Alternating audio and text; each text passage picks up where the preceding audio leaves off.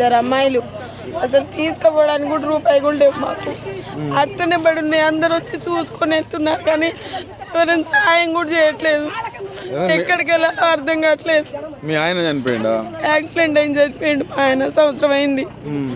ఏం చేయాలో తెలియట్లేదు. రెంట్ తీసుకుందాం అంటే 5-6 వేలు చెప్తున్నారు. నాకు అడేమో అంత చేత కాదు.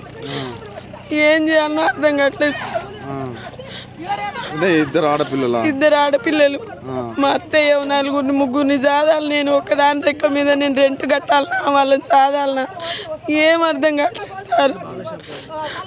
ఇలాంటి పరిస్థితులు వస్తాయి అనుకున్నామా? కాంగ్రెస్ అసలు ఇట్లాంటి పరిస్థితి వస్తాయి అనుకుంటే రెంట్ కన్నా ఉంది సార్. ఇంత ఖర్చు పెట్టుకొని, ఇంత బాధపడుకుంటా, ఇంత దూరం నడిచి 100 రూపాయలు ఛార్జీ పెట్టుకొని, అయ్యే ఛార్జీ పెట్టుకుంటే ఆడ రెంట్ కన్నా ఉంది. కానీ ఎప్పటికైనా సొంతం ఉంటుంది కదా, 2 ఆడపిల్లలు కదా అని ఆశపడి వచ్చినాం సార్. వచ్చినందుకు మమ్మల్ని ఇంత అన్యాయం చేశారు సార్. అసలు మేమేం చేయాలి సార్?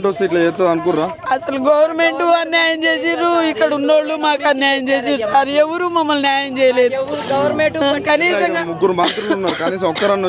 ఒక్కరన్నా రాలేదు సార్. కనీసంగా వాళ్ళని కలిసి వెళ్ళిపోతున్నాండ సార్. పేదల్ని కలిసి అమ్మ మాకు ఓట్లు వేయండి అమ్మ, మీకేమన్నా సాయం చేస్తామని మా అమ్మని కలిసి ఉంటే మేము కాళ్ళు పట్టుకొని మరి మేము అడిగేటోళ్ళం. మాకు అవకాశం కూడా ఇవ్వట్లేదు సార్. మేము వెళ్తా ఉంటే కలవట్లేదు, చేయట్లేదు. మేము ఎవరిని పోయి అడగాలి? అసలు కలుస్తుంది సార్. అసలు మాట్లాడతలేరు, మమ్మల్ని రానివ్వట్లేదు.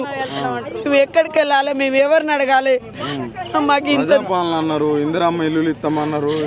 కనీసంగా ఇవి తీసేసారు. మరి లేని వాళ్ళకన్నా ఎక్కడికైనా చూసన్నా ఇస్తారని పడి గాపులు కాస్తున్నాం. అన్నం లేదు, నీళ్లు లేవు. నిన్నటి నుంచి చెట్టు కిందనే ఉన్నాం సార్. ఇప్పుడు సామాన్ అంతా అక్కడే పడింది, ఆ చెట్టు కిందనే ఉన్నాం.